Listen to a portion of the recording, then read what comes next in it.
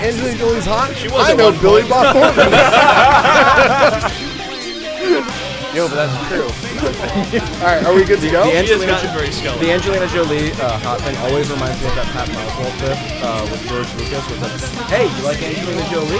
Think she's really hot? Here, John Boyd's balls. Here's John Boyd's ball sack. That's it. The glistening ball sack she swam out of. Wasting so much good content. I know. I don't think the Bethany Branham talk this episode. Or John Boyd's ball sack. John Boyd's ball sack that's prime content. That's plagiarism. What? Oh, well, what you reference it. Are we live? We're good to go? Guy. Maybe. All right, we're going. Give me a 3 count and we'll start. Facebook's up. It's up. Do it.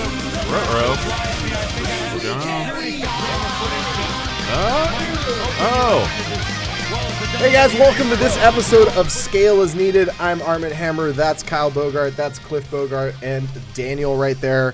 Can you pronounce my last name? Kalbacher. Okay. Yeah. You did it. End of the Guys, episode. the important thing is to reward yourself for little successes throughout the whole day. That's right. It's about positive vibes and a positive attitude. That's true. That's very good. We have a very packed itinerary of non-fitness related things to talk about. So we today. just start need off to with work a our way smidge of through. fitness Yeah, we need to work Start our off way with the through fitness, yeah. this like maybe 40 to 60 seconds of fitness talk. Yes, to fill the quota. To fill the quota, Yes. to make sure that our overlords who are watching in the offices above understand that Yes, at the Coca-Cola Corporation. the assets that we are utilizing to put on this podcast are actually being used for fitness speak. Yes. So let's kick it off. This past, actually current right now, still going on, is the Junior World Championships of weightlifting. Yes, I've been following it on social media. And our friend Jason Lopez of Colombia Oh yes, has the tiny little boy who can squat 600 pounds effortlessly. He has won a gold medal, and he did it 18 kilos ahead of second place. There we go. Those are like transgender weightlifter numbers. I said this entire time. You were building up. I said it after that, and you swooped in and took my fucking punchline. It's a build. It's a long build. Unbelievable. I'm like one of those birds that like gets its eggs and puts it in the nest with another person. So they have another person's nest, another bird's nest. You know, I get in there. I find my way You should around. quit while I you're duck and head roll. Kyle. We gotta cool this table down after that hot punchline. All right, you're right. It is. What he's saying is Kyle's saying he's a parasite. Yes. He's a parasite. A punchline parasite. Punchline parasite. Which, by the way, I believe is an LCD Sound System album. That's It coming sure out is. later It's the this new year. one. Yeah, right? later this year. No, Punchline Parasite. Parasite. Punchline Parasite. So, yes, Jason Lopez, future Olympic champion, Jason Lopez has dominated. Possibly trans. Possibly trans, and also there's. I think he's going to at some point. Actually, that doesn't work that way. It works the only other way. Either way, whatever. But that's the funny part. Let's not dive too deeply into the punchline because it makes less sense the more you think Future about Olympic champion and future popping for steroids, blah blah blah. Lopez, yes, Yes.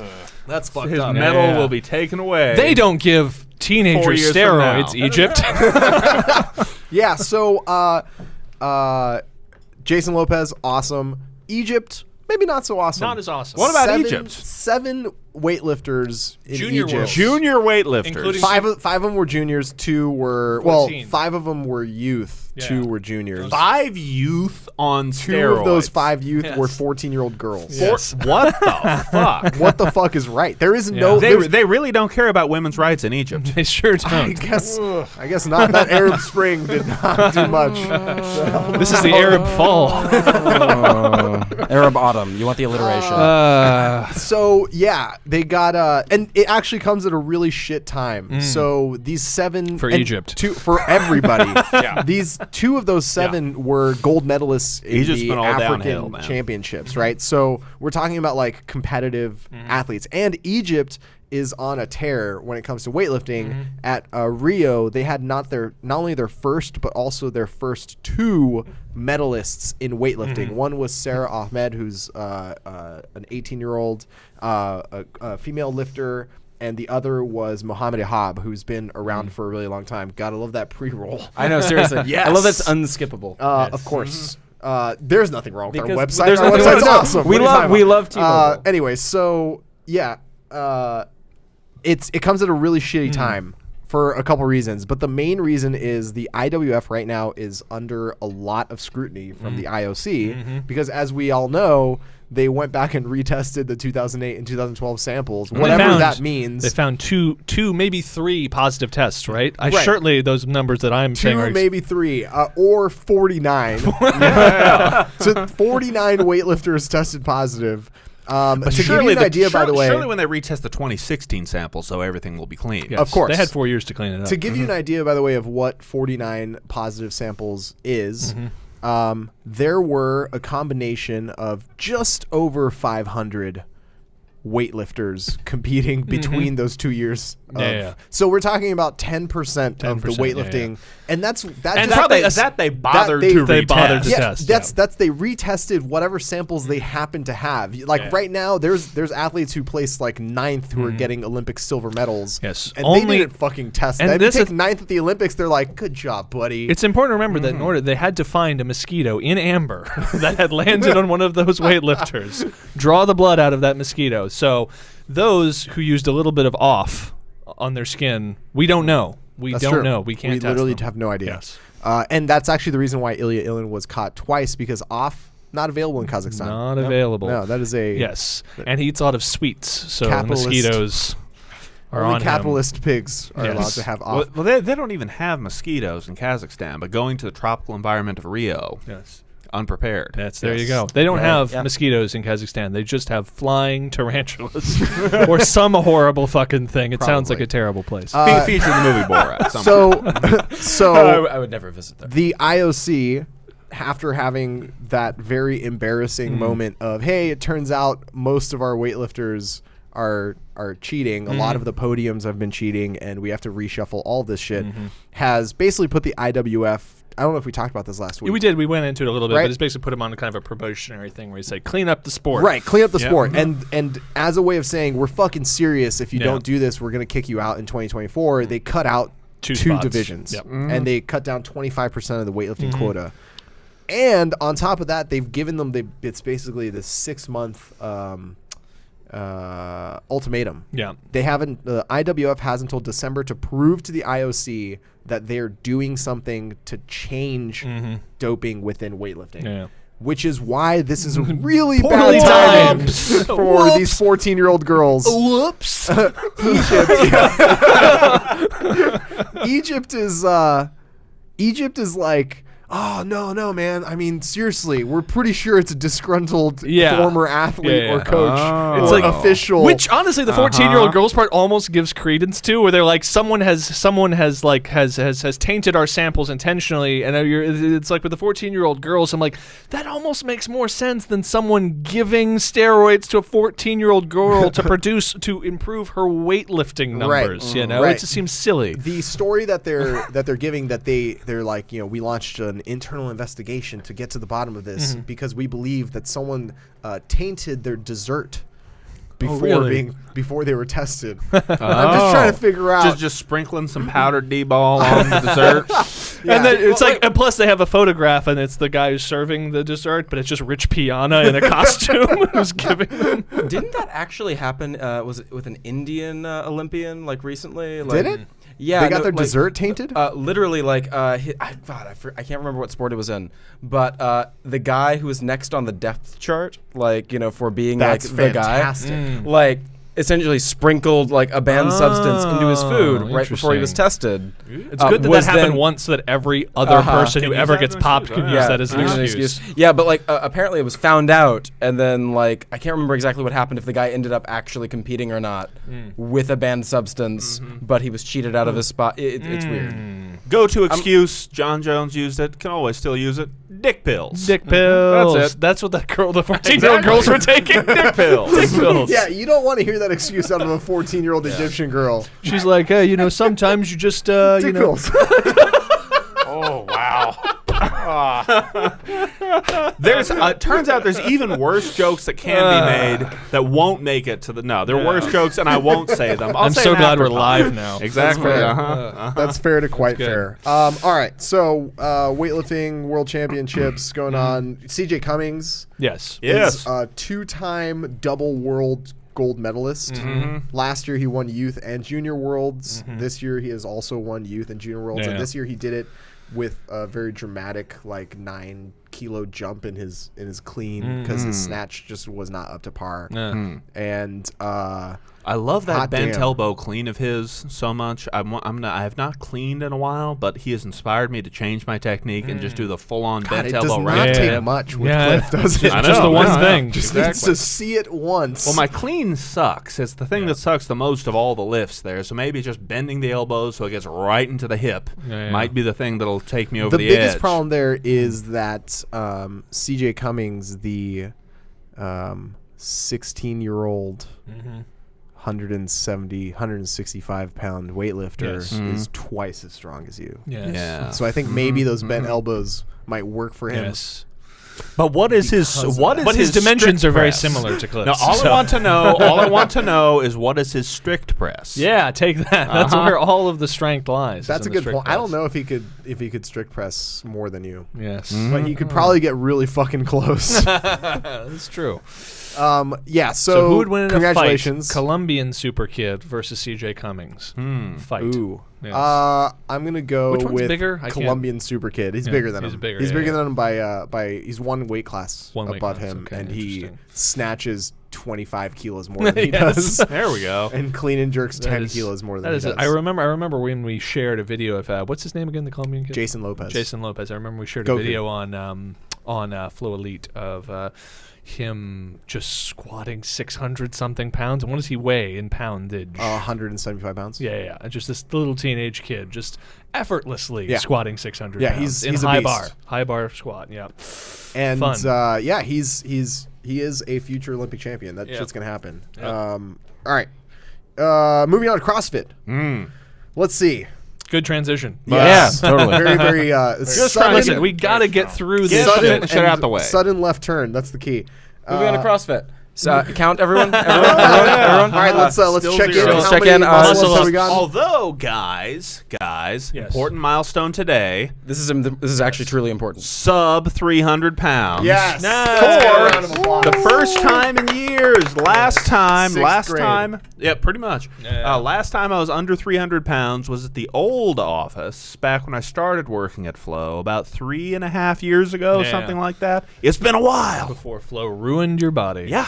Oh yeah. Mm-hmm. Let's see. Let's check in. The clock is running. We are currently participating in a WOD, in a Metcon that is 4-time 30 muscle ups a competition between Cliff, Daniel, and I, and we are 13 days, 23 hours, 23 minutes, and 3, 4, 5 seconds in at this point. Thus far, It is a neck and neck. it is a dead very, heat. It is a dead heat. very It is- close race. anybody's game, you guys. Yeah, it's gonna Anybody's game. be very exciting in Yes. 6 years when one of you gets a muscle up. It's gonna happen. So your keto is going really well. Quite well. Yes. Actually, though, here's the thing. Diarrhea. Oh yeah, I know. Just fatty globs of diarrhea. Surprisingly, no. Gelatinously my just biggest oozing issue, out of your It's my just biggest water, issue is man. no Just water. pooping. My biggest issue is no pooping. I've just stopped happens. pooping altogether. Yes. I think my body just Your body's reabsorbing. just it. very absorbing everything efficient. to poop. Your body's very efficient right now. You might not be having Zero waste any system. fiber. Yes. Are you going with the zero fiber keto route? No, I have broccoli. I just bought some psyllium husk fiber supplements, but I just won't Honestly- take them because there's just too many supplements. Honestly, I don't understand. I don't understand why you even buy anything new. Yes, I've also added magnesium supplements. That's important. For what? for being on keto. Listen, you got to worry about three electrolytes. Three right? electrolytes. You got Here we go. magnesium, potassium, and sodium. Okay, you're going to get your potassium if you're eating an avocado every day. So you got that taken care of. If you're salting your food, of course, I have bought the Himalayan pink salt for my food because better mineral content. You're going to get your sodium. Where's that magnesium going to come from, though? Where's it going to come from? You got to supplement. Spinach. So, yeah, sure, fine. But better to take a pill right. than... And I am eating a fair amount of spinach. And the reason I say this is I stopped eating... Like 1 week, I wanted to change it up. I stopped eating the avocados. Didn't really even think about it. Was just switched over to like a beef and asparagus kind of a thing for that week, and went on I've been trying to do like a long bike ride or a long ruck each week, and I went on a long ruck and a long bike ride, and just felt it was the only time thus far I've actually felt like keto flu. Like afterwards, felt sick and the whole. So you attribute that to what? I attribute that to the absence of. I was missing out on a couple of my key electrolytes that week because I had kind of gone on autopilot and not thought about it. So now, resupplementing with all of the electrolytes, making sure I'm getting the avocados, so the hope that the keto flu doesn't actually occur. It happens with most people. Somehow persuading me to get more electrolytes. But you need to do the 3 key electrolytes, but you're forgetting the 4th key electrolyte. Yes. And that is Blonix HMB. Wow. Hey, can I get this on camera? Oh, there we go. Blonix HMB. Yes. Now, who are giving us no money for this. Absolutely. But no, they're giving us free supplements. Blonix. Now, here's the thing. I took some of this for 30 days. This is amazing. 30 days. And 30 after days. some initial... Oh, yeah, no, And well, our boards are lighting up right now. This Blonix is flying you off are the shelf. Flying now. out of the warehouse right now. We can't keep it in stock. 2 ninja swords. Damn it! I'm in the middle of saying it! Well, okay, so how much bigger is your dick now that you've been taking all the creatine and HMB? Depends on where you measure. Depends on where you start. I choose... With this much HMB and creatine, you have the confidence now to measure from all the way behind the nutsack, right? You go around the nutsack and then just start at the asshole, around the balls, and then out to the end of the nutsack. You don't need to go. People say act like the balls are cheating, but if you use a tape measure, you can use it to bifurcate your scrotum. You go through the nutsack, and then you can start wherever you want. the official scales and stance of measuring your penis. You tap it like a dipstick. Like it just Tap. But what you can do with Blonix HMB is, He's committed. as you're losing weight, which I am now, sub 300 pounds this day. Yeah. Oh my God, it's amazing. Yes. This helps, like BCAAs, like leucine. This is a byproduct of leucine. Yeah. You can maintain muscle mass and strength Now, as you're losing weight, which is what I'm doing. See, here's what I'm curious about: is that if you take leucine, it knocks you out of ketosis immediately. So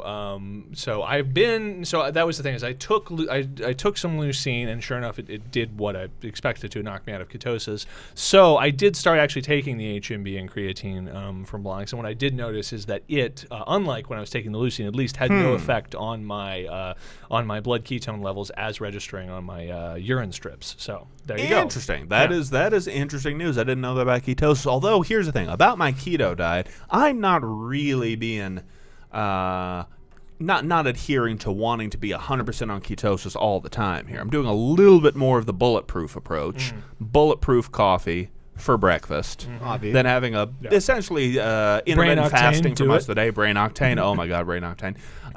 Then having a larger meal towards the end. In fact, I'm trying to wean myself off of eating during the day so I can have one big ass hunk of meal at the end of the day. You almost kind of fast throughout the day. So you're doing like a mix of low carb and IF. Exactly. Interesting. So I think really the key here is for people to understand, especially those of you who have supplement companies or know anyone that works at a supplement company, that you can literally send us anything. Really anything. Really anything. There's anything. nothing won't take.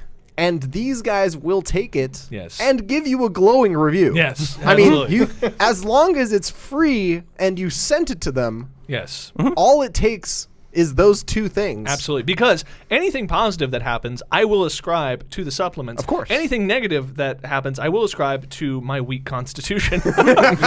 So I will continue to beat myself up true and Catholic. and add more and more and more supplements to my diet until I'm whole again. So congratulations on sub 300 pounds. Oh, fuck and yeah. On your, Southern, your and this even looks professional- looks fuller than the other one. I think there's more than a 30-day supply. I think they Nice. sent me a special one with a little bit more, so we'll see how long this Yeah. takes. So another thing you can do is if you're trying to not eat during the day, is after you have your coffee in the morning, finish by taking some turmeric and some apple cider vinegar, thereby lowering your blood sugar levels, which will allow your glucagon to come back faster, and you can burn fat for a longer portion of the day. Because sometimes that can take as long as 3 hours, but with those two supplements, you can reduce it to 1 hour. Working out for you? I'm losing a lot of weight. Yeah. Yes, like a scary amount of weight. I literally like Christmas when we were sitting here doing this same thing. I was 30 pounds heavier than I am when I wake up in the mornings now. So it's Next it's week, something. Kyle will look like me. Yes, I'm getting shredded. Oh, actually, no, it was Christmas, all the way back to Christmas. How light I am way more than 30 pounds lighter than that. Yeah. Oh, that involved cutting prior to keto. I am at Christmas time. I would have been I would have been about 340 then. Yeah. So I'm definitely Motherfucker. Oh yeah, easily. Because I So, weighed it's myself happening. like 2 days into the new year, Yeah. which means 2 days of eating clean after whatever New Year's was. 337 then. Yeah. So, So you what betcha. happens when what's the goal? What's the goal weight? 30 muscle ups. 30 muscle I'm ups. taking this competition That's- seriously. okay, so- I'm gonna give up on winning that one, but all my end goal, as always, is abs. I was It's going to only say press abs. within 2 units of Eddie Hall. Yeah. That I'm putting on hold. Put that on hold. Once I get the one ab picture that I can put on Instagram and leave as my profile picture on all the dating websites permanently, then I Plan will and a pursue. Then the second plan then is to pursue the Eddie Hall overhead press by eating the Eddie Hall diet Yes. to get that. That's a really bad idea. It is a cheesecake That for is- dinner was the key, I believe, to him getting the 476-pound overhead press. Yeah. I think you're going in the wrong direction. Yeah, that might not be the thing to do. It's like, how can I give my body just sort of a physiological whiplash to such a degree that it shatters, it renders my DNA in twain? Just unravels my DNA. Just whoop. Yeah. Cool. I wouldn't suggest it, but what do I know? I'm not a doctor. Yeah. You're not a doctor. Goddamn right you're not a doctor. I did have a question for you guys. I was thinking about adding a pre-workout. Yes. To, to Full Metal my, Jacked. Yeah, some Full Metal Jack to my routine. Should I start with 4 scoops? Yes. I would not suggest it. Definitely start with 4 scoops. Yeah. That will improve your performance 4 times as much. The key is to you want to preload your pre-workout, Yes. right? So you take a month's worth of workouts of Oh. pre-workout, Oh, okay. Yeah. To prime the pump, if you right? will. And Yeah. what you It's, want it's is like with creatine. You need to fill your muscles That's right. with the pre-workout in Yeah. order to get any benefits from it. So you got to Yeah. load up front. Of course. what All right, people cool. don't Sounds good. realize Yeah. is that the appendix, Which is I don't have. actually. Yes. Oh well, then His came right this out. could be a problem. Came right out. Yeah. So 'Cause- you could just go get it at your parents' house and just stuff it with creatine. Exactly. You fill the appendix with pre-workout. Yes. The more you take it, and Then then your wrap it body in bacon, slowly releases it. it into your system. Ah. You want to Yes. mix your pre-workout Okay. with water Yes. until it turns into a toothpaste Yes. like. Cool. So- Yeah. No. This And then sounds brush good. your teeth with it. Yes. And Yeah, it- swallow that, Oh, okay. Okay. and then you're good to Yeah. go. Man, I'm Yes. so glad I have you guys to help me out with these things. That's what It we're here really, for. Yeah, There we go. it's- Is there an obscure meat market somewhere that does sell the appendix of some kind of critter? Probably, yeah. I mean, if you can buy the offal of or offal, whatever you Yeah, call it, of offal. like whole animals. Aren't I'm assuming chicken so, yeah. gizzards basically the appendixes of chickens? No, the appendixes of chickens are probably the appendixes of chickens. Maybe chickens don't have Appendices? appendix. I don't have a gizzard. Yeah. We're sounding real Suck smart. a dick, Daniel. Suck a dick. I just want to say that was. I was like, man, someone needs to shut that down. Oh, this has gone to a weird. If anybody here is Yes. practices animal husbandry and knows whether appendices are edible and or for sale somewhere. We would love to find out. And prologues, Email. epilogues, appendices, any of those features Yes. of a book, if any of them are in a chicken, that would be good to know. I would like the chicken index, please. Yes, the chicken index. I invested in the chicken index. It's working out well. Yeah. Yes. No, it's up this week. Okay. Chindex. Yeah. That's something slightly different. What do Bethany you think that Branham.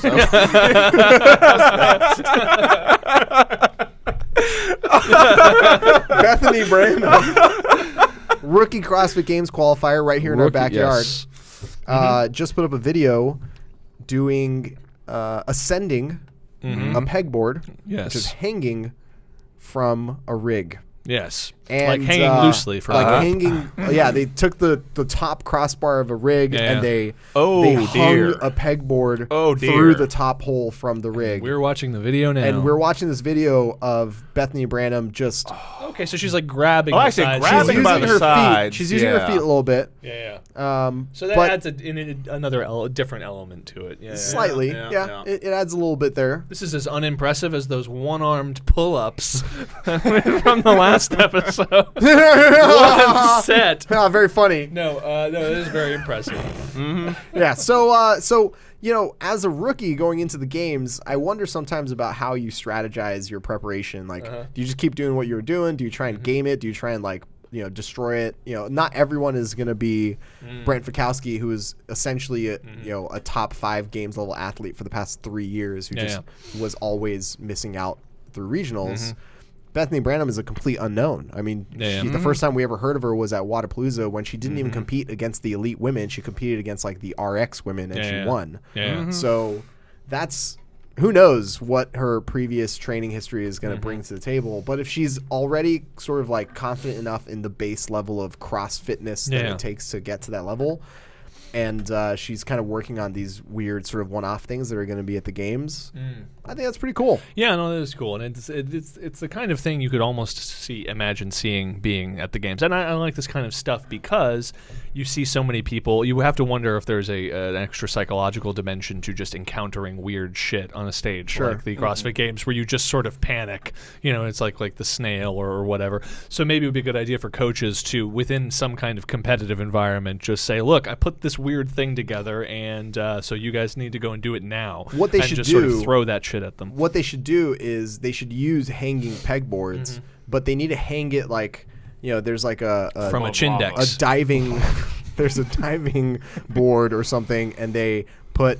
monkey bars out over the water to a hanging pegboard, and then you do like 3 ascents. Yes. And you have to drop down into the water and like swim back around and climb American Ninja Warrior up. Yes, style. American Ninja Warrior style.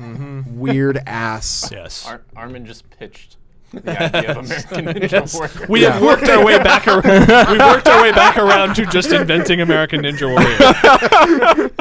That reminds me. And we One can time, call it the Chindex.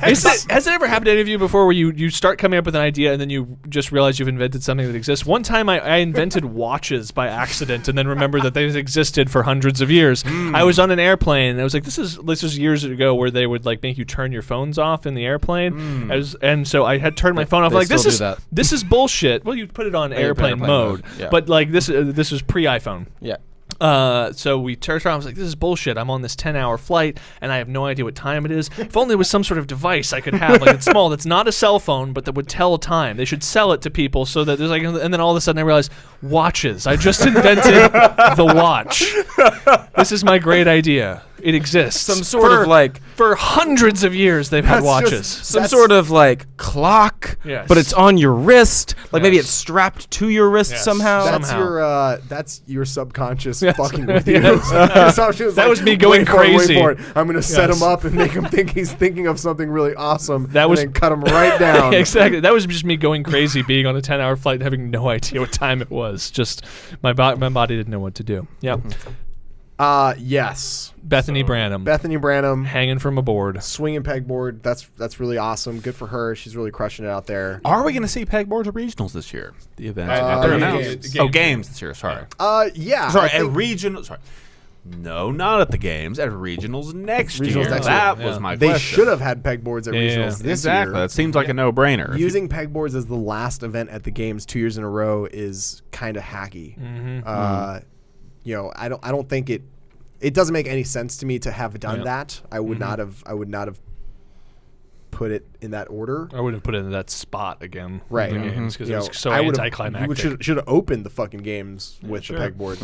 Uh-huh. But this year it's hard to guess. You know what I mean? They have the Coliseum blocked off throughout the schedule of the games, which is completely different than it's been in the past, right? Recently, the past like 5 or 6 years that it's been at the Home Depot Center / StubHub Center, it's always been earlier in the week was Masters, not always, but recently it's been earlier in the week was Masters and Teens, and then later in the week is the individuals and teams.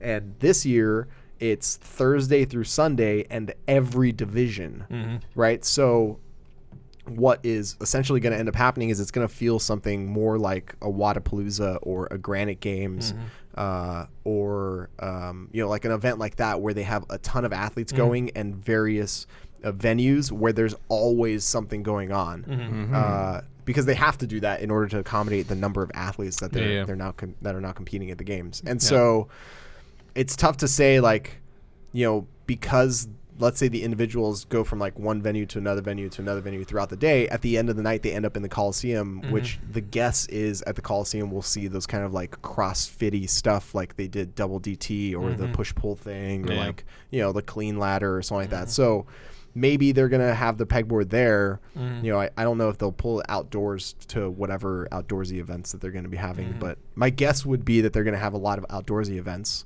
and it would be cool to see that mixed in with it, but who knows what the format's going to be like. This is a very big unknown year for the CrossFit Games. Yeah, I know that's what's also exciting is it'll be kind of cool to tune in, because it's like the last few years have kind of run together in my mind. Like we've seen the same stadium, the same shots, a few moments stand out, but it'll be interesting to tune into the CrossFit Games and just see a different place and different events and all sorts of things. So I hope that they get extra creative with shit this year. I wonder how sexy their slow motion is going to look with all that indoor Coliseum lighting, like a arena lighting. What was the? Oh, is it covered? Is Yeah, the it's thing?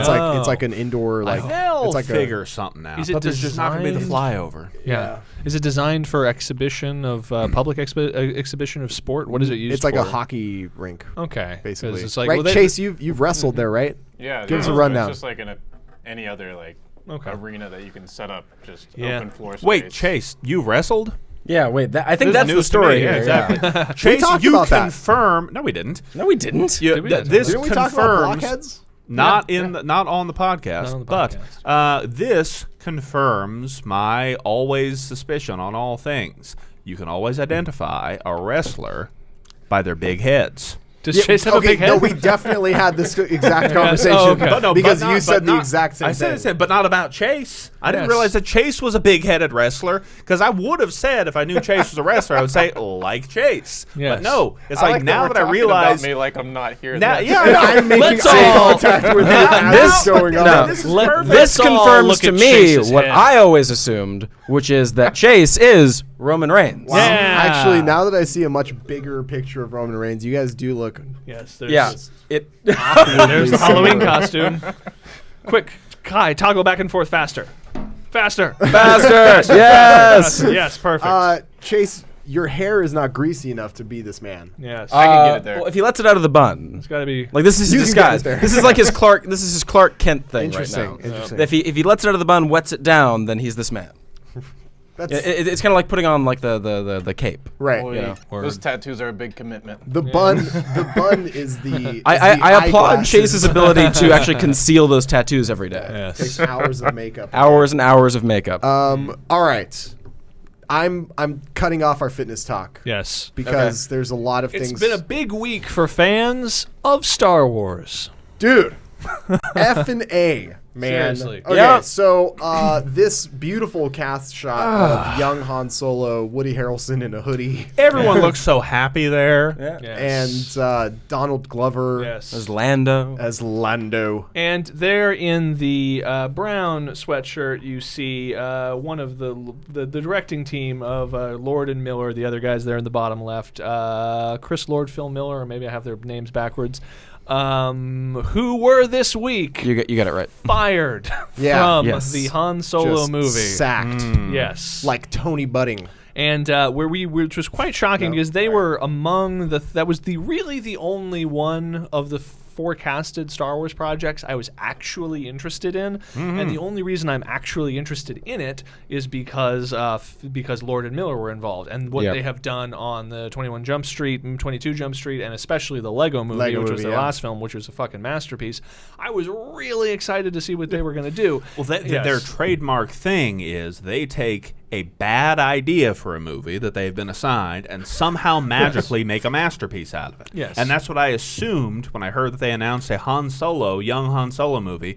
That's a bad idea. Then Lord and Miller were attached to it and was like, oh, they're going to pull another magic trick and make a good movie out of it. I actually have never thought about that. That Yes. makes total sense. it does, All three of the movies that I know them for were really terrible ideas. Yes. Oh, Yeah. yes. No, on paper, like, think about those ideas. Remaking Even Cloudy with a 21 Chance Jump- of Meatballs. Another terrible Yes. idea Yes. for a movie, which they managed That to was pull really off. good. Yes, Yeah. it's not as good as what they have done Yeah, since, but that's it's their still whole very deal, good. man. And they've proved definitively that there really isn't there's really no such thing as a bad idea. They're just bad execution. Bad execution, Yeah, and Except for the that's- Han Solo movie, which is such a bad idea that even they apparently couldn't make a good version That's of but it. now that's so the no, details yeah. that are emerging today, and we don't know whether or not these are things that you can actually believe, but at least this is the story that's being put out there from sources, is that apparently from quote unquote sources is the idea that from right away their approach to filmmaking was clashing with Lawrence Kasdan's approach to the screenplay. And Lawrence Kasdan, writer of Empire Strikes Back, still and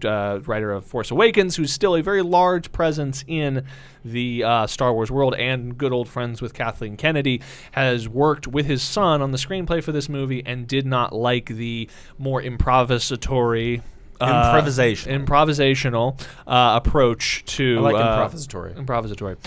Did not It's like a suppository. Yes, but exactly. For acting. but for your brain. It's improv up your butt. Improv up your butt. the improvisatory. Which is a great it's name. conservatory for improv. Yes, but did not like their approach to the character, and did not like their approach to the fact, and wanted the thing to be filmed as written, yada yada yada, and that conflict has been brewing for 5 months. Here's the thing, though: we have seen several times like high-profile, exciting filmmakers being ousted from these kind of projects, namely like Edgar Wright being the obvious example, who's ousted from Ant-Man after years of pre-production on that film, which was then taken over by Peyton Reed. But that film had yet to begun shooting. They have shot for 5 months on Han Solo. They've shot for 5 months on Han Solo. They were weeks away from wrapping. Now there are scheduled reshoots to go, but that means that whatever we get, like a substantial portion of the film we're going to see, will have been shot by Lord and Miller And directed by Lord and Miller. And yet the finished product is apparently so very incongruous creatively and tonally with what they've done over the course of 5 months that it merited their firing, and now potentially another director, well, definitely another director stepping in, but someone else coming in, which is kind of weird. And now what we're going to get is going to be another silly mishmash, kind of like Rogue One and everything else. Yeah, Rogue One actually is an interesting example to bring it up, because the similar thing, not quite this extreme, happened with Gareth Edwards, which was they finished shooting and then they brought in someone else Tony to do Gilroy, the reshoots and finish the movie. Yeah, and apparently, like, Tony Gilroy came in, rewrote substantial sections, and then directed those sections of the film and stuff. And with Rogue One, you can if you've ever seen anyone do those breakdowns with, like, they show the trailer for Rogue One and then they show the finished movie, It's and like you see totally different, completely different. There's like 40% of the scenes in the trailer for Rogue One are not in the finished film. Yeah, like the whole climax, I think, was reworked. A lot of things. I mean, like, fuck, one of the coolest shots in the trailer for Rogue One is not in that movie. Where she's like standing on top of the Thing, tower and then the fucking TIE fighter flies flies up. up. Like, They cool removed fucking that. shot. Yeah. Didn't that sort of happen? No, it did not. She Not goes at out all. onto a thing, but there's no There's TIE no fighter. TIE fighter, right? But right. Forrest Whitaker's character completely changed. Yes, there's like a whole like section where he's talking, like the monologue he's delivering in the trailer that he does. Will you become? Yes, exactly. Not in the movie. Yeah. Spot on. But anyway, And then in the movie, he was all Fucking just like old man, scary. here's- confused. So a scorpion hopped on my back. Crying game This is a reference. deep hole. Crying game, y'all. Yeah, and what's the thing is, we were kind of talking about this. I'm not sure if we've talked about this in the podcast, but this, in combination with the Gareth Edwards thing that happened, is evidence of this new type of studio filmmaking that seems to be becoming more of a thing. Like Marvel is is an entity that has a voice for that studio, and they bring in a lot of different directors who have brought, and they seem to have struck a good balance because there are a lot of different points of view. But it really seems to be the producers, the studio that is in charge of the artistic direction that those films are going in. And now we are with the exception of Force Awakens, we are now going to be 2 Star Wars story films in where the visionary filmmakers they've brought in have been removed and replaced with journeymen who could come in and help deliver the vision, not of the directors but of the producers, which. To I'd say mixed results in the case of Rogue One. So this is indicative of a bad things potentially for Star Wars, but also just this new systemic issue, which seems to be that the director, more as kind of figurehead who's brought in, who has goodwill, but if he can't deliver the job, the vision of Kevin Feige in the case of Marvel, or Kathleen Kennedy in the case, and probably Lawrence Kasdan as well in the case of Star Wars, that they are going to be ousted, and that it's really them who are in charge of the direction of where these films are going creatively, Which and not the really directors. is shifting things way back to the old studio system. That's pretty much how it works in the old studio system. This whole idea of the director as the author of blah, blah, blah didn't really emerge until the 70s as a thing. Yeah. So the way movies The director as auteur. Yeah, as auteur. They didn't invent that word yet. We all have our copies of Cahiers du Cinéma. Correct. I don't. But yeah, so this is a resurrection of that model too. In some cases, good success. Yeah, well, this is also, but you see that also kind of manifesting itself, I think, as a product of these new shared universes, because no longer is it about even like Gore Verbinski will direct Pirates of the Caribbean, and then he'll direct the sequels, and it will be this one isolated thread of even because as bad as the Pirates of the Caribbean movies were, they were very Gore Verbinski. Now it's like this film has to fit into a world that will feature many directors, not just across a single franchise, but many directors across multiple intersecting franchises, and therefore there's this push, certainly is the case at Marvel, and now we're seeing it manifest itself in perhaps a less healthy way with Lucasfilm, to maintain an aesthetic unity to the whole universe, this whole shared Star Wars universe or Marvel universe. Now, Marvel is interesting because they are maintaining that while doing radically different things. And Guardians of the Galaxy is very much a James Gunn movie, and Shane Black definitely put his fingerprints all over Iron Man 3, and because they're making a lot of different kinds of movies. What I do not like about this is that, as quote-unquote different as Rogue One was supposed to be, it's A, not very good, and B, it's there doesn't seem to have any voice behind it. It's the thing where currently with Marvel, as you were saying, we've got Guardians, we've got the various Captain America movies. Like Winter Soldier is very different from Guardians, is very different from everything else we're seeing. They're still hiring like Taika Waititi to direct fucking Thor. Weird choices, weird cool choices. And then you see those choices. Each one of them is like a genre film as well, right? It's like Avengers 2 was kind of like a spy thriller, and Captain America 2. Captain America 2 was like exactly. It's like Thor 3 is going to be a buddy road movie. Road movie, exactly. And then we've got this weird Star Wars thing going on now, where it's like, as Kyle was saying, 2 Star Wars stories in, same story each time. It's like the cool, interesting director or directors they brought in are leaving the project, because of various behind the scenes things, which is kneecapping what could be happening with the Star Wars universe. Like, there's so much weird, wacky, crazy shit you could be doing. So and why can't we get a wacky, funny Star Wars movie and a Star Wars horror movie and a Star Wars this and that, all this stuff in this world? And at this point, each one of them, I think the expectation is that because each one of them has to be $1 billion movie, because it's a Star Wars movie, that we're getting these. We're going to start getting these milquetoast products, which is a great segue into a different piece of tangentially Star Wars Wars related news. Oh boy, is Uh-huh. it? Yeah. So can ahead. I unload go it here? ahead. Yeah. So they fired the wrong Star Wars director this week. Huh? They Now- sure did. They So sure what you guys are fucking did. referring to is Yeah. the director of Star Wars Episode 9 is one The Colin conclusion Trevorrow. of the new trilogy. The conclusion of the Conclusion of the trilogy. The guy Colin they hired. Trevorrow. Colin So Trevorrow. this guy named Colin Trevorrow, who most of you know for directing Jurassic World, had directed one film prior to that, the thoroughly okay film Safety Not Guaranteed, who already was kind of, even when getting the Jurassic World gig, seemed like kind of really a big long stretching shot. his Yeah, as it turns capacities. out, his capacities and Jurassic World did We not call turn it out well. living on borrowed time. So, but here's the thing. Here's the reason. For all the reasons I just said before, it's hard to blame someone like Colin Trevorrow for how bad Jurassic World is, because you know that it's like, how much control did he actually have over that movie? Who knows? Well, Colin Trevorrow decided that after Jurassic World, he was going to go out and make a movie just for him. And he went out and he made a film called The Book of Henry, a film that thus far has been kept from people's eyes for a few months. I think the release date was pushed back or a couple things, but it premiered at LAFF this week and caused quite a stir. It premiered at LAFF, and it is apparently a disaster of a Yes. movie. Yeah.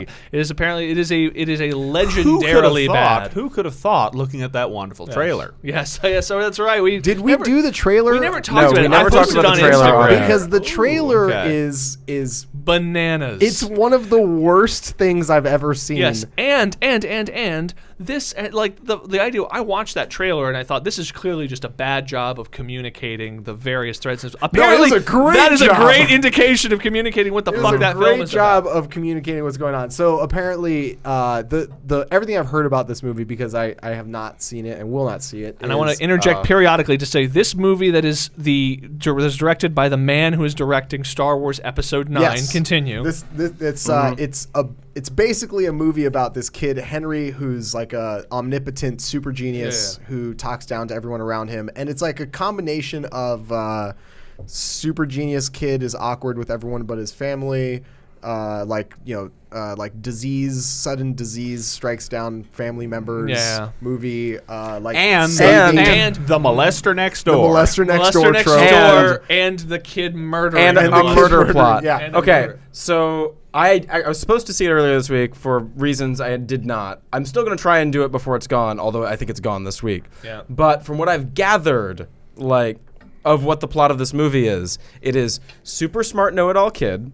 Has, like, for the first 30 minutes of the movie, like a nice, like, girl next door kind of like growing up, thing or whatever. Fucking dies. Mm-hmm. But then through instructions he has given his mother on an iPod. Wait, he dies? Yes. Yes, he Damn, fucking spoilers. dies. Spoiler alert, guys. We're so sorry. Yeah. Yeah. Whatever. Through instructions he has given to his mother on a fucking iPod, instructs Can her we to get the murder. trailer onto the screen, by the way? Because the money shot is coming in. Oh, it's true. This is true. Wait, which one? The very last shot of the trailer. Oh, Yeah. we have. I think we So have some through time. audio, through an iPod, right? Yeah, that through you that listen to iPod. right we see there. her Through on the fucking iPod. That's proof that you're not lying. And has predicted literally every move of every person involved. Yes. And has created this Rube Goldbergian thing. sort of Rube way. Goldberg. Yeah. Rube Goldberg machine of murder plot. Yeah. He wants his mother to, from the treehouse in his backyard, Yeah.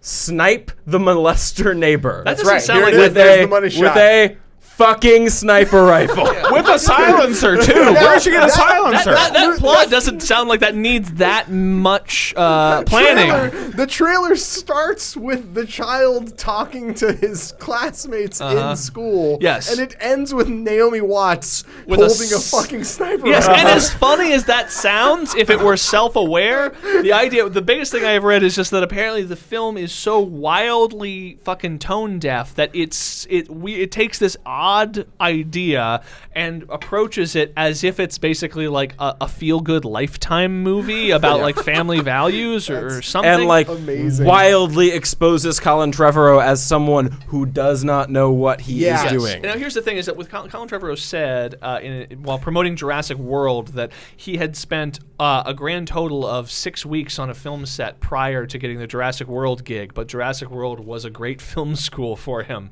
It was like grad school, Yeah. for like making a blockbuster. Yeah, exactly, and that is troubling. So here's I asked one of our coworkers, Paul, Yep. who also is a filmmaker. Yep. Whose taste in film I don't necessarily always agree with, Mm-hmm. because he, for example, enjoys the movie Prometheus. Yes, which is which is a hot Intolerable. single pile of garbage. an intolerable opinion. And so intolerable opinion. That's right. That's right. Wars have been fought for less. The sequel to Intolerable Cruelty. I asked Paul, and I will present the same question to you guys. Mm-hmm. If the trade-off is we lose the Han Solo movie directed by Lord and Miller, Mm-hmm. but we also have Colin Trevorrow replaced, Mm-hmm. if those things end up coming together, was it worth losing the Lord and Miller? Here's Solo the thing. Here's the thing. I think that you are looking at these two things as being separate when in fact they are a part of a unity of sorts, which is. This is not my opinion. It is something I read earlier, but it struck me in that moment. As someone said, I said maybe these Star Wars films deserve the Colin Trevorrows of the world because. They want journeyman directors, and I think they could do better than him, but I'm saying that people who are there to say yes and there to deliver act as a conduit to deliver the vision of the producers and deliver the vision of the studio.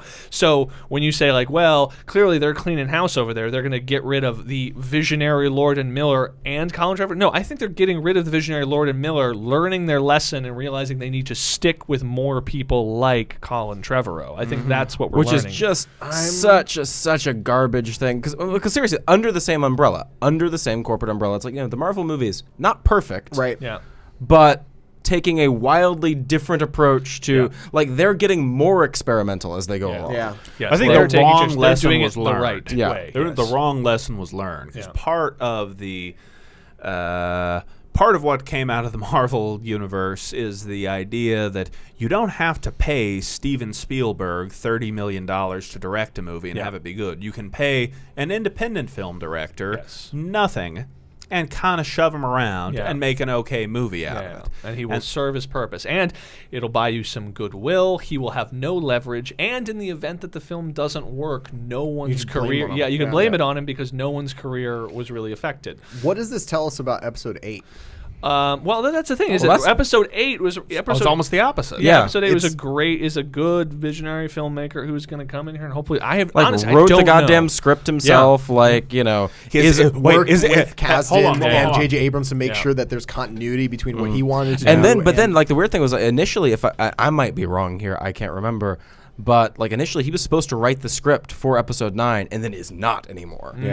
Which is... I just hope they let Colin Trevorrow write it at this point. Uh-huh. Just really go all in on it. Boy. Was that, by the way, Book of Henry, that was purely an auteur work of Colin No, Trevorrow. someone That else was wrote it. written Someone else directly. wrote it. Someone else wrote So it. it's- He read that and said, that's a good Someone idea. wrote it, and he He went read through the script and said, That's I right. want to make this Just movie. Oh shit! imagine- No, that gets onto the idea. I think is the perfect idea. Someone should do. Someone should do a Gus Van Sant style remake, like the remake of Psycho of Book of Henry. Yeah. but with same script, every single word, possibly the same shots. Oh, but I think with the same script. But just try and make it as good as they can? No, not as good as they can. But let's call it a bit more self-aware. Yeah. a bit more self-aware of what's Turn it going into on a here. comedy. Yeah, there you go. Yeah, exactly. That is what it is ripe for. Yeah, Oh my just god! imagine, Colin Trevorrow wakes up, the Friday morning of the premiere of Jurassic Worlds to 1,000 text messages and news from like LA Weekly or Variety that his movie is going to open to like the greatest opening of all time and become the biggest movie ever. And he's like, oh my God, my life has changed. Spends the weekend partying like a motherfucker. Goes back to his whatever studio apartment on Monday and his agent calls him and he goes, you've got a pile of scripts, Colin. You can pick whatever you want. Yep. And he hands him over all these scripts, which I imagine are movies that have been made over Yep. the past couple of years. Movies Yep. that are probably very good and ended up quite good. And he singled out the fucking Book of Henry, dude. He looked at the thing and he was like, you know what? This is the story that Time needs to for be told. my passion project. Woof. Before I dive headlong into another meat grinder corporate movie. Yeah, but the thing is, like at this point, like Colin Trevorrow he's a poker chip. He's a penny stock. He's a penny stock that they invested in. They managed to inflate so that some agents and some studios they could make some money, and he gets Jurassic World outperformed by being a garbage fucking movie, outperformed anybody's expectations due to the fact that over the course of that time, I think the combination of factors that 90s nostalgia is proving to be really potent right now, as well as Chris Pratt's stardom is proving to be exceptionally potent right now.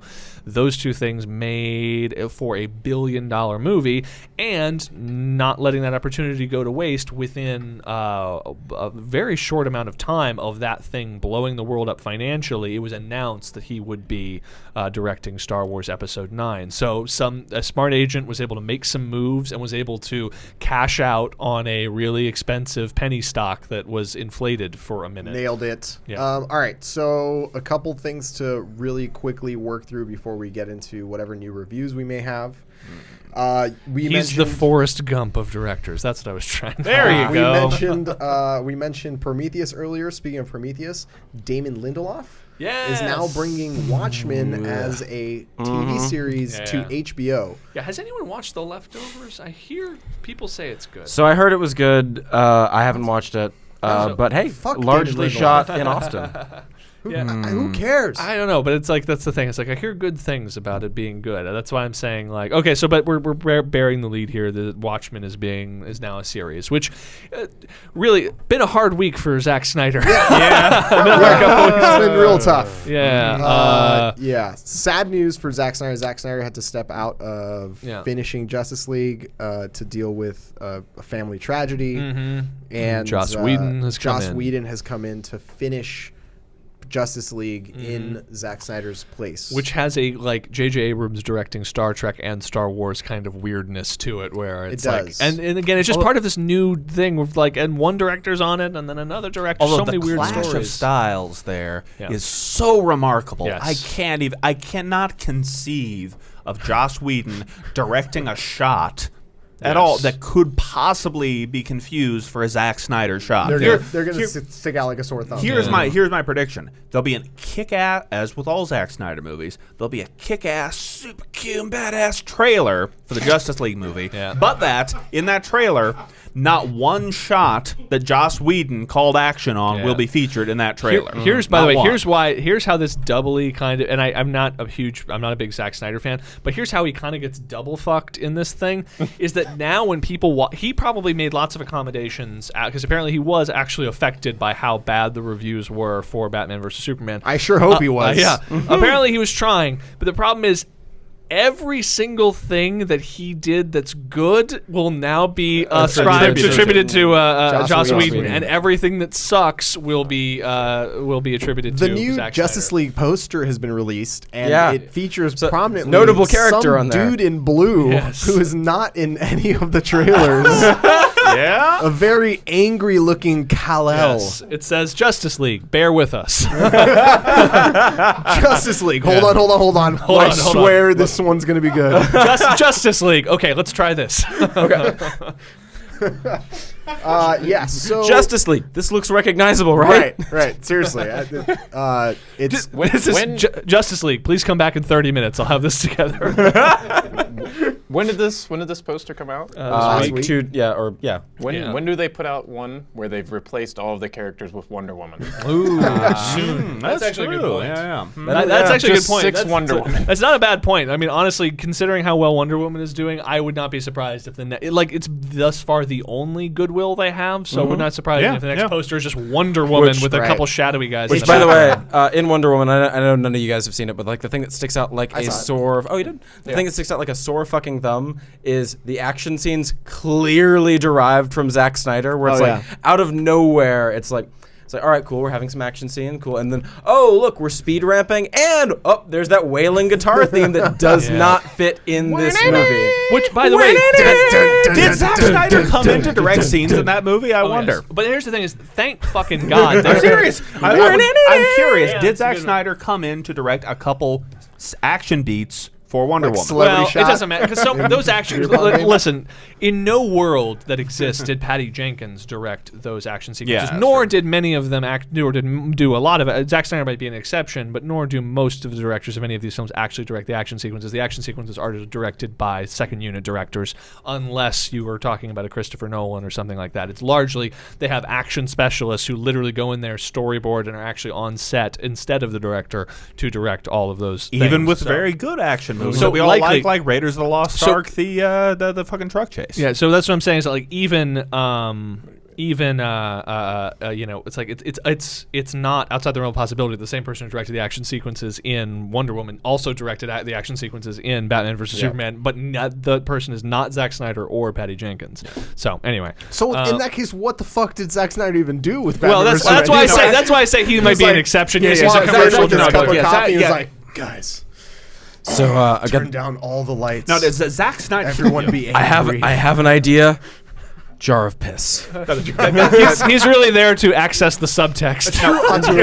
guys, I finally figured it out. I finally figured out the key to interpreting all of Zack Snyder's prior films. I'm a genius for coming up with this. Zack Snyder is simply the doppelganger of the working method of all other big Hollywood directors. Zack Snyder only directs the action scenes, and he hires a second unit director to direct the actors saying words. This might that would make sense. explain This might be the all thing. of his fucking movies. Well, this is why every dialogue scene in Watchmen resembles like a History Channel reenactment or something. Like that's basically the level of filmmaking. Which I'm not And with 100% 300, sure. frankly. Yeah. We So, need well, yes. another Watchmen series or Yeah. anything because the shot-for-shot remake of the graphic novel was pretty spot on. The shot-for-shot remake. until the ending. Yes, but why? Here's the thing: it's like the way to approach Watchmen or 300 or even prior to that, Animate the comic book. Sin City is not to do a shot-for-shot remake. It's important to remember historically that those things were still part of a cascade of influence that Sin City had left. That's certainly how 300 came into existence, and then how his style was defined. But like the way to get at what is actually essential about a good story, say, and I think Watchmen. I don't think this applies to all comic books. Like, I don't think we need to have what's essential about Dr. Octopus is not his specific backstory. It's just the iconography. And then when they made Spider-Man 2, it's like, give him a whole other story because who gives a shit so long as he looks like Dr. Octopus, he's Dr. Octopus. But with those things, there are themes and story things that are essential to Watchmen or to 300 or to whatever that you want to get at, or even to Sin City. And the way to get at what is essential about those is not to rigorously recreate all of the comic book frames that existed. Like the story of Sin City, like Marv's story, is actually a really heartbreaking, wonderful story, which was not seen at all Not on even screen once. in It's the almost film. it's almost like Zack Snyder was like, I'll make a Frank Miller comic book into a movie. Yep. Crushed it. Sin Yeah. City. All right, that looks really pretty. We hadn't seen anything like that before. Okay, fair enough. You know what? Let's make another one. Yep. Watchmen. That sounds Watchmen's great. not Frank Miller, but yeah. I'm sorry. Yeah, That's, so let's make Alan another one. Moore. 300. Yeah. Right. And he makes Watchmen. He's like, no, here's the mistake I made Yeah. with Watchmen. Yep. I didn't use Frank Miller. Let's make Batman. let's do Batman. Let's do the darkest fucking Yes. Batman we possibly can. Yeah. And it's just, I don't know, man. It's just like, it's like it was the wrong approach. So here's the thing is, I am actually okay to a degree with the idea of an HBO series, Watchmen. I'm not even the biggest Watchmen fan in the world, but it's like, it will, I think, by necessity, have to look nothing like Zack Snyder's version. True. And therefore, it at least has the opportunity to be good. Yes. Like, that's Yeah. something that could happen. It's even more appropriate to the visual style of the Watchmen comic. The Watchmen comic was pretty fucking dull visually. Let's be honest. It does not deserve visually anyway, the super glossy But they used a Zack Snyder secondary appearance. color palette. But honestly, I think I don't know, dude. That one scene where the drop of blood falls onto the smiley face pin is pretty cute. I mean, there's a lot of there's a lot of amazing things being done visually in the Watchmen comic book that are wholly unique to the comic book form because it was a meta commentary on comic books as such. So to attempt to replicate things that are themselves a deconstruction of panel comic books don't make sense. What I'm saying is that it's not understanding what the comic was about and then trying to make a movie about it. Like Frank Miller creates cinematic frames and striking pages and stuff like that, whereas Watchmen has some interesting visual things going on, but they're more just like visual motifs and things that are borderline textual. So it's like, what's the fucking point of rigorously recreating something that's meant only to work on the page? Like periodically seeing glimpses of a smiley face pin with a little bit of red on it. Like, that's not meant to be seen in slow motion CGI flipping through the air. That kind of undermines the point of it. So anyway, unlike Superman being illuminated by a flash of lightning on a dark rainy night right before he fights a very angry, murderous do you bat bleed? dude. Martha. Oh, dude. All right. Fantastic. All right. I just have so much more that I want to talk about, but Say it. We need. All right, fine. Well, Game of Thrones, HBO. Some of us have a meeting to go to, like literally right now. Fair enough. Game of Thrones, HBO. The new trailer came out. Yeah, It was really cool. stuff in it. Barrick, Big dragons. Barrick has a flaming sword. So, Barrick my number one takeaway from that was like, okay, cool, yeah, dragons, battlefields, Barrick fucking Dondarrion. Yep. Yeah. Like So which means, guys, finally, Game of Thrones has what has been missing: lightsabers. Yep. No, that's exactly what I was about to say. It's like, because the way he ignites like that flaming sword there, it's like it is igniting the lightsaber in a Star Wars trailer. And at the end of the Game of Thrones trailer, when you heard Darth Vader breathing, oh man, yeah, it was the best, dude. Yeah. Jon Snow's pretty cool. Yeah. Yeah. It was just a bunch of shots of shit we've seen before. I don't care. It was fine. I don't know. It's like it's gonna be good. It turned me on. Yeah. I'm still erect, and we watched it. No, you're not. Yes. We know you're incapable of that. Yeah. Yes. Ever since that Full Metal Jacked. However much I can. I'm mentally erect. All right. It's a phantom erection. Yeah, it's a phantom erection. And then Daniel Day-Lewis retiring from acting. Yes, which is interesting. I mean, he only made one movie every few years anyway, so it's not like things are going to change all that much. But you know, it doesn't, like, he's the one guy who, if he says he's retiring from acting, like, I believe him, because he's like, he kind of does his own thing. He's a cobbler, for Christ's sake. Yeah. He cobbles shoes. But the good news is the one film he is currently working on is with Paul Thomas Anderson, so hopefully that will be good. His last film will be good, or his last film for a while, until he decides to, that shoes ain't giving him the mad scratch he was hoping for. And, so and then I watched Whiplash over the weekend. Yeah, that's fucking kick-ass, ain't it? It was really, really fucking good. Yeah. Remember how it was so much better than goddamn La La Land? Yes, It is better than La La Land in a completely different way. Yes. But it was, if you haven't watched Whiplash, Damien Chazelle, is that Damien right? Chazelle. Damien Chazelle. Yeah. It's really good. Yeah. It's very, very good. It's just, it is mean and fast and kinetic, and it's just full of life. I will watch just that ending scene at It's times. fantastic. And that dude, who's the actor? Not Miles. J.K. Simmons. Yes. J.K. Simmons Not is Mr. Fantastic. not Mr. Fantastic. Bombastic Mr. Fantastic. Yes. J.K. Simmons, incredible. The best. Yeah. That's why they gave him the Oscar. That's why he got an Oscar for it. Yeah, I know. Yeah, that was an amazing movie. Yes. And, if you have not seen God Whiplash, damn, yeah. please do. I've been waiting on it, and I regret waiting on it. It was that good. Yeah. And then I think that should be it. Let's see what reviews we've got. Reviews. All right. Yeah. Where are we? So, as if we can make it to 150 reviews, we're all gonna commit harakiri. So, It looks like we got 123 on a the couple. American side. Yeah. We got one right here. All right. Only the one. Oh, well, it's fine. Long-time listener, first-time reviewer, 5 stars by Magical Nelson. Thank you very much, Magical Nelson. I hesitate to post a 5-star review because I'm not entirely convinced that anyone will be surviving the Nose Torque Mile, which would mean no more hilariously irreverent commentary on the cross-culture of nerd humor and fitnessing. But what the hell? It will at least make for a good denouement for the podcast. Denouement. Whatever.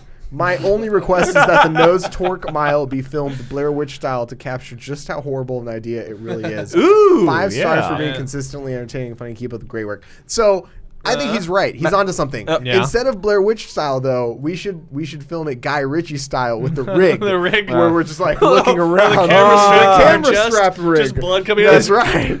Yeah, wow. When he's around looking So I was about to say, don't worry, Magical Nelson. I already have ideas for how we're filming this. Great. But now that you've said that, that might make it in. I believe true, we that's have. true. I believe we have the. Just a drone shot coming over the field, but then the camera turns and it's just one of us flying Hulk style at the drone and grabbing it out of the air.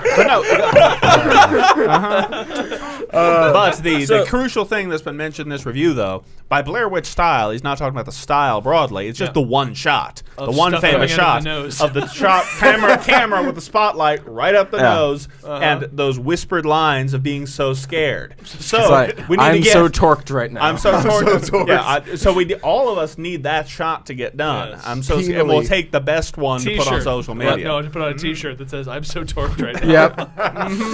Yep. We have so many good T-shirt ideas. Armin, Yeah. get that rolling. Yeah, we gotta make that so, happen. important thing to note here: we have 123 American reviews. I do not remember our. It was 18. 18. Was the last count. Okay. Holy shit! So we're pretty almost close. there. We are at what is that? 141. 141. Yes. So, Scale is Nation. I need 9 you reviews. to submit 9 reviews. 9 also, reviews away from Nose Torque. I don't think we're going to Sons do of it this bitches. time, but if we do have more, Don't ever review the show again. if we do have more international reviews, and I think we actually do have a. Hang on, No- I did no get an need. email about this. No Wait, need to hold look. on. No need We to might look have at for least anything 2 more International international reviews. reviews. What kind of accents we'll be able to do? What kind of what whole swaths of our international listenership can we just cut out completely? Oh, Egypt. Oh shit. Maybe I'm not going to be able to find it right now before we. Yeah. I found a service that lets us know when we have some newer reviews. Messaging us on Instagram has worked pretty well, so just direct message us on Instagram Yes, if it you has. send an international That's the best review. way to do it for sure. Speaking of Instagram. Yes. Your handles. I am at Mr. Kyle Bogart on the best goddamn Instagram account on the internet. And I am at Cliff Bogart on the Instagram account that will soon be featuring a hell of a lot of Blonix HMB.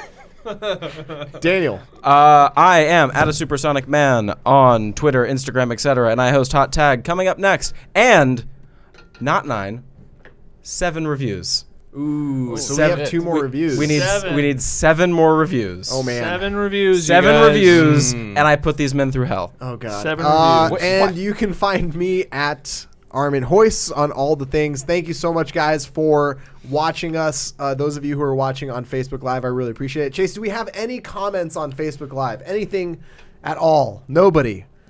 No. Wow. 14 people watching. They want to Awesome. know if they Nice, can yeah. have shoes or a tote bag. Yeah. Oh, okay. Fair enough. shoes. There's a lot of shoes at my desk right now, I'll which take means some. that within the next few months after all those reviews are done, we're going to have to give away some of them. Yes. It's true. You So should give me some we're shoes. talking weightlifting shoes. We're talking fitness shoes. Yep. All the good stuff. You're going to have All- my empty containers of Blonix HMB. That's Yes. right. It'll be filled with all the fat that he's losing. Yes. Through keto. That, hey, man, if really once I gross. can calculate how much fat I've lost, I just can buy that quantity of lard and have it on a fucking tub. Just like Oprah. Oh, yeah. Did she do that? She came out famously with pulling a red wagon filled with lard to represent the 100 pounds she lost or something. Ooh, I like that. That's disturbing. Ooh, that is sexy. disgusting. Oh, That's yeah. awful. Lard mile. Did Oh, I, God. Did I say I'm at Armin Hoyce? Yeah. Yes, Awesome. you are. Yeah. Thank you so much, guys, for watching and listening, and we will catch you next week. Later.